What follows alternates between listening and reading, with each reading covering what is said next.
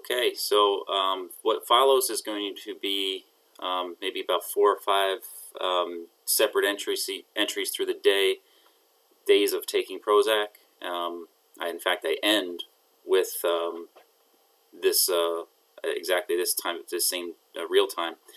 And you'll see how it affected me, how it worked with me. It may work for you, but it didn't work for me. But you can see what I was dealing with. This is primarily for those who are afraid to take a pill, afraid of control.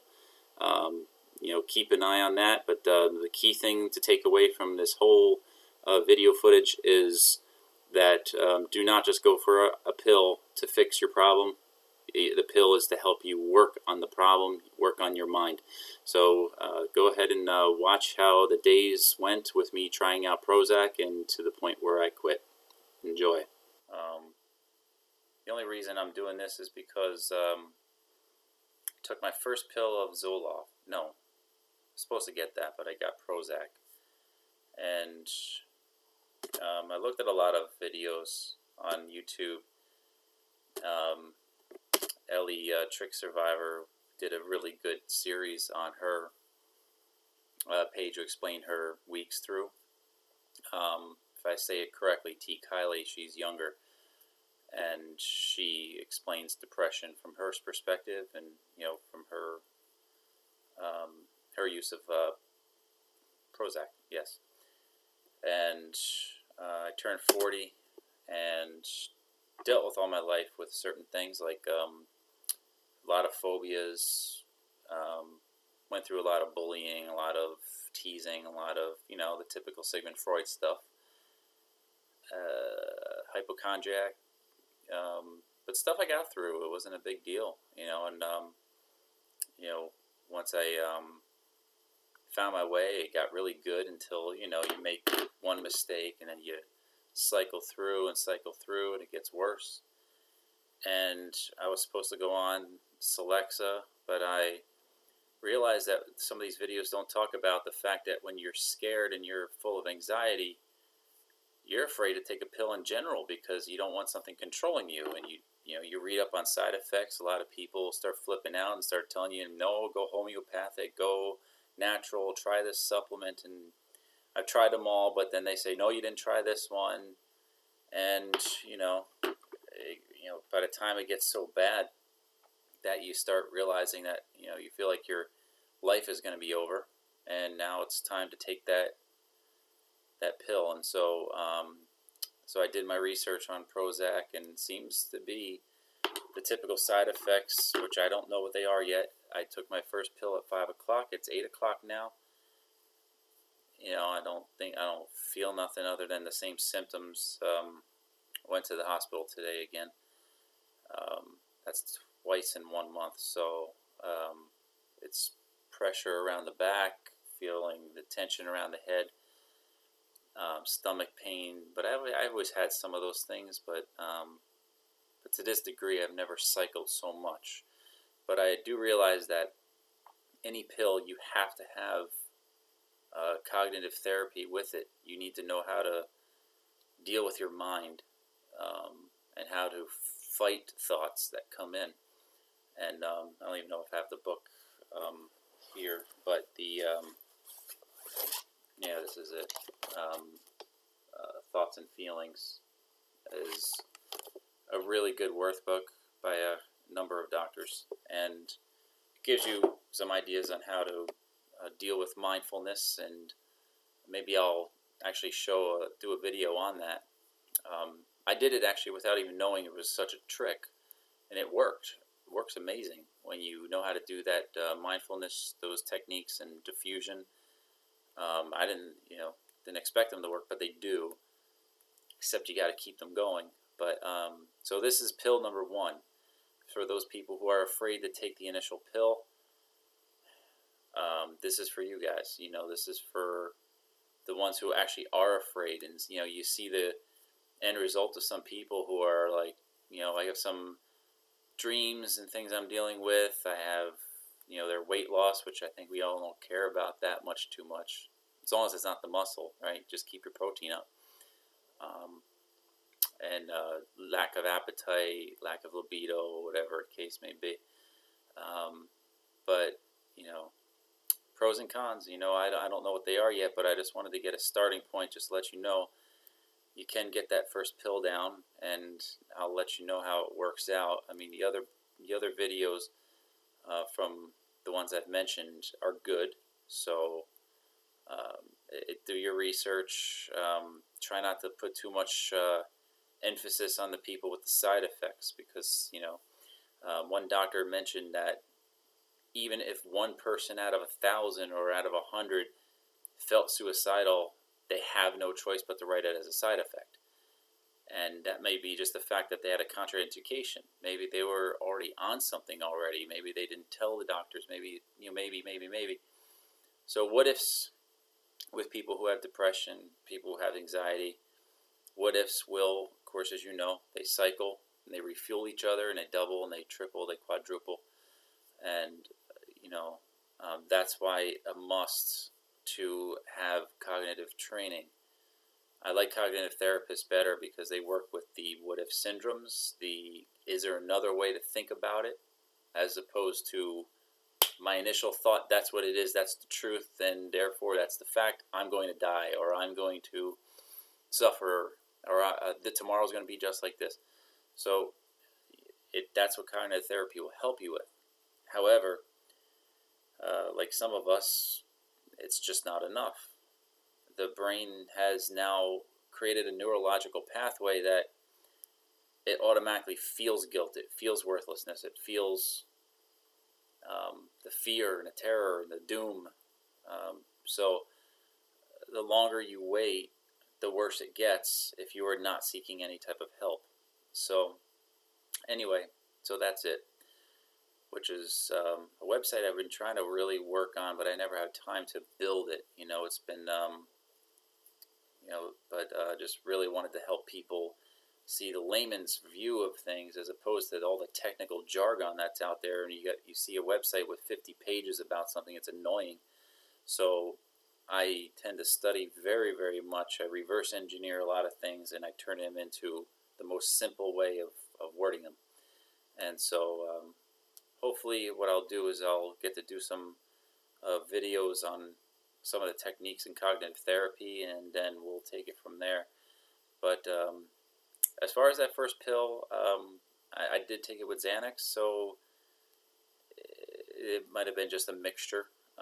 You're allowed to do those two together. Xanax is, our favorite favorite pill. And so anyway, that's the deal. I did get very tired, very still dizzy, still has a lot of effects from today. Today's episode was the worst I've ever experienced in my life. I froze in my tracks, and I knew if I took one more step, I was going to fall to the ground. I was seconds from calling 911, but then I had to go to the bathroom, and somehow that became more my priority, and had the ability to get myself there and get out and get back in my car. Unfortunately, I had to drive an hour and 20 minutes from work to home. That was not easy. And but my brain's a fighter at the same time, so it's weird. I've never been to the point where I can't beat it. I can't beat the other voice, saying that something's wrong, and those what ifs. Dr. John Sarno on tension myositis syndrome, fantastic book if you ever read it. There's a couple of them that he has. But psychosomatic illnesses are real. That's why people with placebos, they work. An illustration on the whole concept of psychosomatic is like if you ever had to get in front of the room and talk to a large crowd of audience. Your stomach turns and you feel sick and you feel you shake. Does it mean you have to go to the hospital for those symptoms? No, it's a psychosomatic response to anxiety, to fears, to panic. And so it's the same concept of the level we feel of panic, fear, terror. What's it going to do? Is it going to ruin my name for the rest of my life? Am I going to die and won't experience certain things? People won't love me. Oh my gosh! And then that's what worthlessness is, and that's what depression is. So that's why we need to recreate the new neurological pathways again. To illustrate that one, you imagine you take the fastest route to work and they put a detour sign up because they're doing road construction. And then you say, now you have to take this longer way. You have to take a different way. You don't like that way, and you take it. And let's say a year goes by and you keep taking that way, and you're so used to it now. And they take the detour sign down, but somehow it's second nature. You keep taking that detour route when you could take the straight way. That's a lot faster. But you're conditioned. You're conditioned to think that way. So that's kind of what happens with our minds.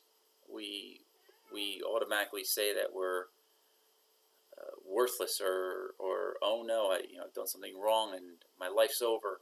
And so the more you think about that, it's that detour that you're taking, and your brain will eventually lock into that.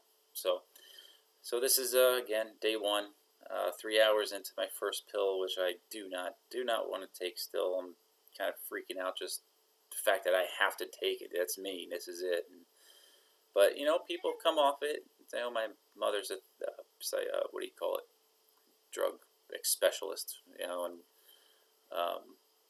pharmacist. So, she convinced me. So, all right. Well, that's it. And hope anyone who's got experiences, feel free to send a post in there or comments.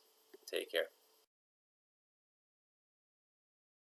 Hey, I just wanted to give an update on pill number 1.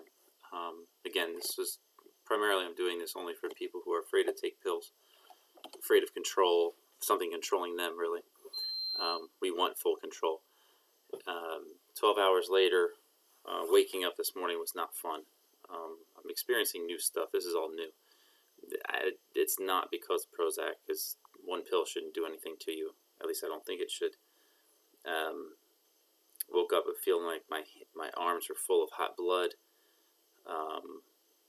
Felt like there was just a psych ward waiting for me, and it was scary, actually. It consumed my thoughts, and tried to lay back down and just try to ignore it. As thoughts come in, we grab them and hold them, and we'll never let them go. So anyway, I decided I had no choice. I had to get up, had to do some things, and somehow that fixed everything. So I think the suggestion really is make sure you have things to do when you're correcting your mind. Because we can dig up the past and history and every little nook and cranny of our lives and wonder why, and figure and rehash and cycle through. Be in the now. What's now? What's now? What's happening now? And so I got up and started ironing, and when I got that stuff done, while I was doing it, I didn't care. I wasn't worried anymore. Suddenly, my mind was now occupied with the task at hand. So it's interesting what the mind will do, but still foggy, still tension. The pressure in the back of it. This is actually the reason I don't think I mentioned it. Why? No, I think I did in the beginning of just the things that I've been, processing and just worrying about things that you become your own judge. So, so it's still pill 1. I did take it with Xanax. I did have to take a Xanax this morning because that was getting a little out of hand. So I'm going to go for pill 2 tonight. I don't want to, so I'll keep you posted as the hours go on.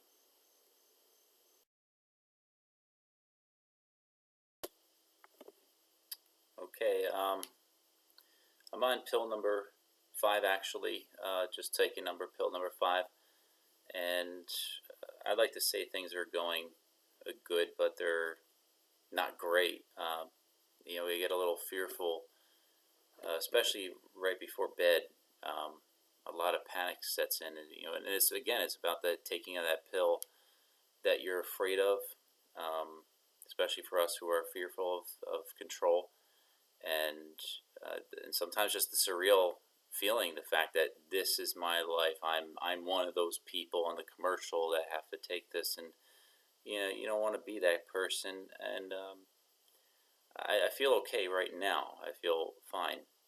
It's just later on. I know that prior to bed, I'm probably not going to have a great sleep, I'll have to suggest that you make sure, if you do have to go on Prozac, go make sure you have Xanax. You have to have it. You will be using it often. Be, Depending on your mindset. I mean, for someone like me, I need it. You start fearing a lot of things again, and so. But I continue to seek help. I did go to the beach today, which was nice. Okay, it wasn't. It was okay. Went into the water for the first time, which made me realize that I feel fine when my mind is occupied. So that's what you have to make sure you do. Get yourself occupied in things, help people. We're all important, but don't think too much of yourself than it's necessary. You do that, you're going to take on the world too much. You're going to put too much on your shoulders, and you have to humble yourself down more. So keep those in mind. I'll keep you posted on how my sleeping habits are going in a different post. And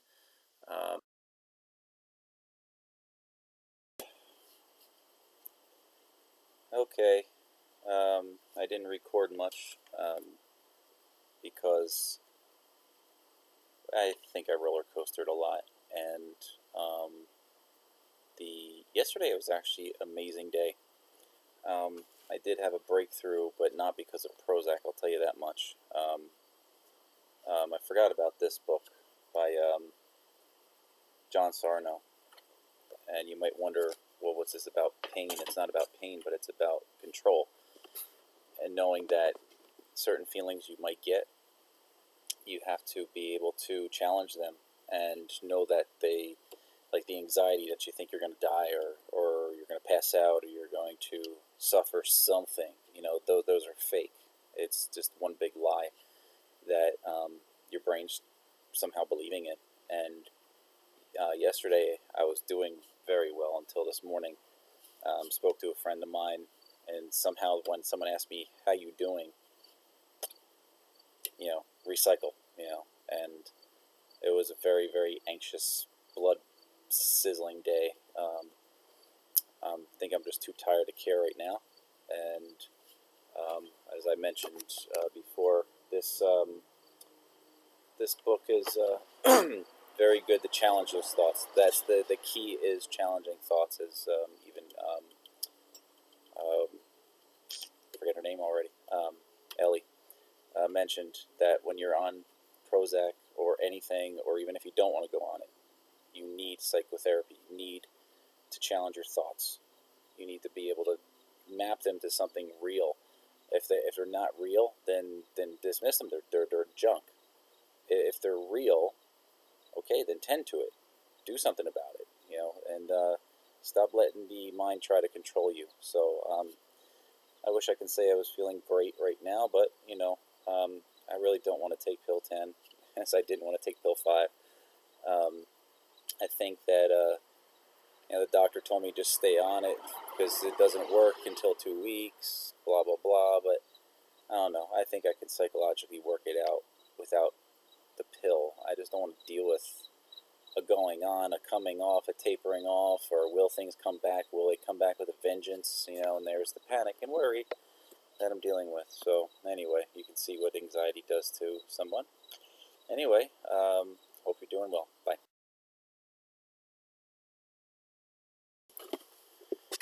Hey everybody. So as you see, I quit chemo Prozac. I just got done bike riding, actually, and why I feel better, tell you the truth, I think it's just psychologically that I'm not in control by a pill. And but I'm on all there.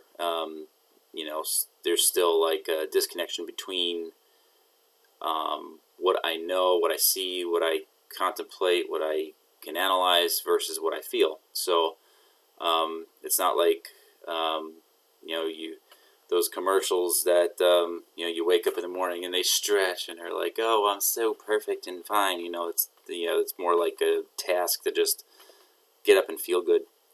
And so why I came off. I've been off for about 5 days now, I think. And so here's the reason. The headache was getting way too intense. The stomach was turning, and also my mind was not getting any better. And so when I called the doctor, he said that I'll give it more time, and by pill number 9, I was just like, I did not want to take pill number 9, nor do I want to go to pill number 10. So since it was time to take pill number 10, my mother kept telling me, call the pharmacist. They know pills better than the doctor does. So, of course, sometimes you feel like, I don't want to be defiant against the doctor, I want a confrontation.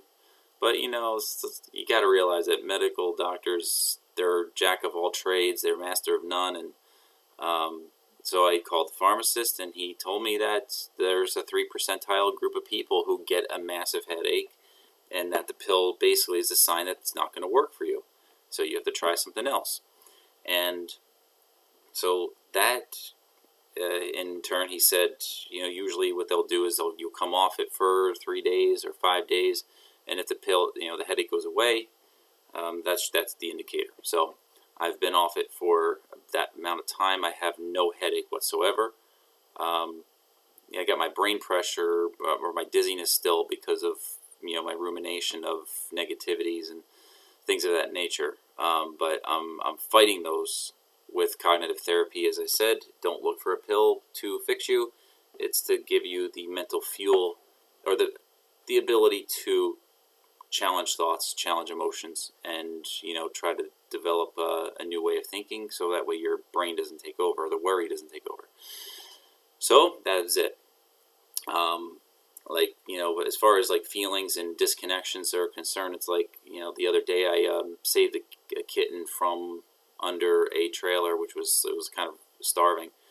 I don't know how long it's been there for, maybe a couple of days, but it's like in my mind I knew it was cute. In my mind I knew it needed saving. In my mind I knew, whereas the old me would have been like so emotionally involved, which would have been awesome, but I'm not that. I don't have that. And, you can see that not exactly fully involved there. But it was nice, though, to put myself in that position. I was glad that happened because it made me remember, because my previous cat, Clifford, was my buddy. He was like my best friend. And, that I was emotionally involved with that cat. It was like that, not that I'm an animal freak. I have friends, humans, and stuff of that nature. But, sometimes we don't know, what's going on with our minds, where it's like you just want to be inside. But other than that, I keep very busy. I find things to do. So other than that, hopefully, now that you can see that pills may not be the right pill for you, but there's probably a different one for you. So keep an eye on side effects. Don't put too much gospel in what the doctor will say. If you're feeling that bad, then you say, excuse me, I want off this one. We'll try another one. So be assertive. You're in control. It's your life. Just because someone owns a lab coat or some degree, you have to be your own doctor too. So I wish you well, and we'll see if I go on something else or if I can fight this going forward. Other than that, I'll be sharing my next phase of healing. Take care.